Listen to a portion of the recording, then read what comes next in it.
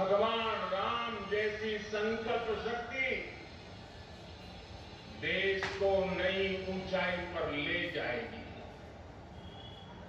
भगवान राम ने अपने वचन में, अपने विचारों में, अपने शासन में, अपने प्रशासन में जिन मूल्यों को घड़ा,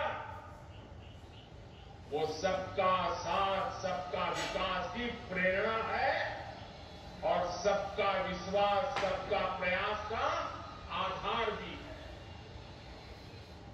अगले 25 वर्षों में विकसित भारत की आकांक्षा लिए आगे बढ़ रहे हिंदुस्तानियों के लिए श्री राम के आदर्श उस प्रकाश स्तंभ की तरह है जो हमें कठिन से कठिन लक्ष्यों को हासिल करने का हौसला देंगे। साथियों, इस बार लाल किले से मैंने सभी देशवासियों से पंच प्राणों को आत्मसात करने का आह्वान किया। इन पंच प्राणों की ऊर्जा जिस एक तत्व से जुड़ी हुई है वो है भारत के नागरिकों का कर्तव्य। आज अयोध्या नगरी में दीपोत्सव के इस पावन अवसर पर हमें अपने इस संकल्प को दोहराना है। श्री राम से जितना सीख सके सीखना है। भगवान राम मर्यादा पुरुषोत्तम कहे जाते हैं। मर्यादा मान रखना भी सिखाती है और मान देना भी सिखाती है।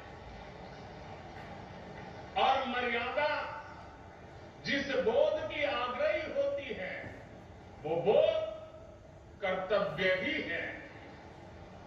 हमारे धर्म ग्रंथों में कहा गया है, रामो विग्रहवान धर्म, अर्थात राम साक्षात धर्म के यानी कर्तव्य के सजीव स्वरूप है। भगवान राम जब जिस भूमिका में रहे उन्होंने कर्तव्यों पर सबसे ज्यादा बल दिया।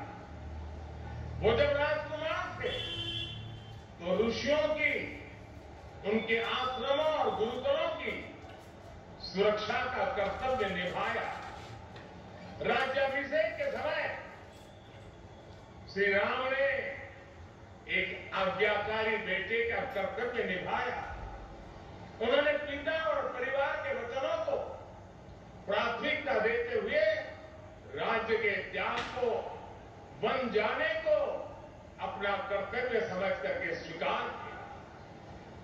वो वन में होते हैं तो वनवासियों को गले लगाते हैं, आश्रमों में जाते हैं तो मां सबरी का आशीर्वाद लेते हैं।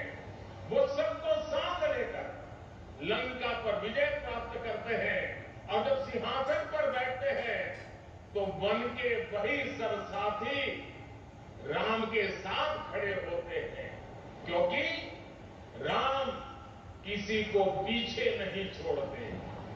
राम कर्तव्य भावना से मुख नहीं मोड़ते। इसलिए राम भारत की उस भावना के प्रतीक है जो मानती है कि हमारे अधिकार हमारे कर्तव्यों से स्वयं सिद्ध हो जाते हैं। इसलिए हमें कर्तव्यों के प्रति समर्पित होने की जरूरत है। और संयोग देखिए, हमारे संविधान की जिस मूल प्रति पर भगवान राम, मां सीता और लक्ष्मण जी का चित्र अंकित है, संविधान का वो प्रश्न भी मौलिक अधिकारों की बात करता है।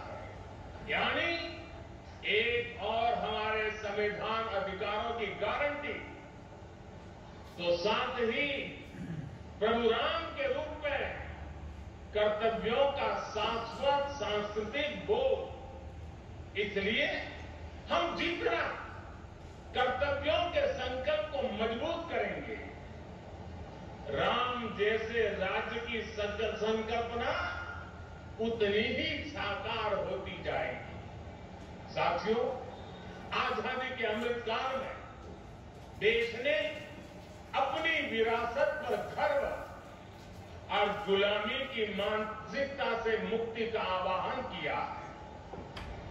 एक प्रेरणा भी हमें प्रभु राम से मिलती है। उन्होंने कहा था, जननी जन्मभूमिश्च स्वर्गादपि गरीयसी, यानी वो स्वर्णमयी लंका के सामने भी हीन भावना में नहीं आए, बल्कि उन्होंने कहा कि मां और मातृभूमि स्वर्ग से भी बढ़कर के है। इसी आत्मविश्वास के साथ जब वो अयोध्या में लौट कर आते हैं, तब अयोध्या के बारे में कहा जाता है, नगर निकर अनेक बनाई, जनु धे अमरावती आई। यानी अयोध्या की तुलना स्वर्ग से की गई है।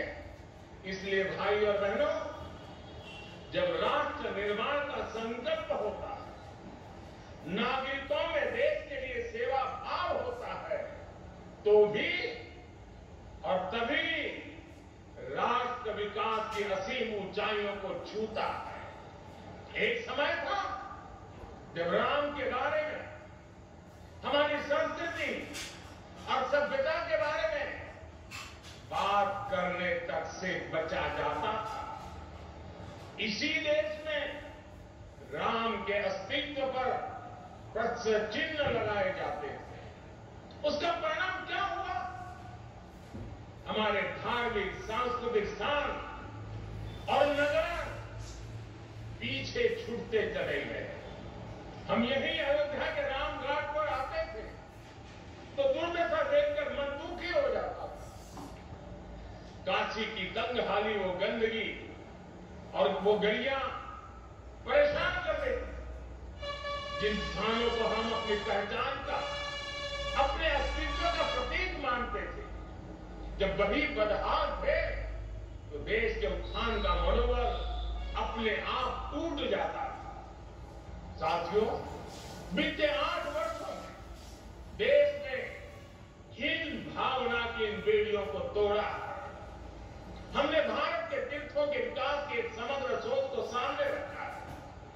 हमने राम मंदिर और काशी विश्वनाथ धाम से लेकर केदारनाथ और महाकाल महालोक तक गणगौर उपेक्षा के शिकार हमारी आस्था के स्थानों के गौरव को पुनर्जीवित किया है।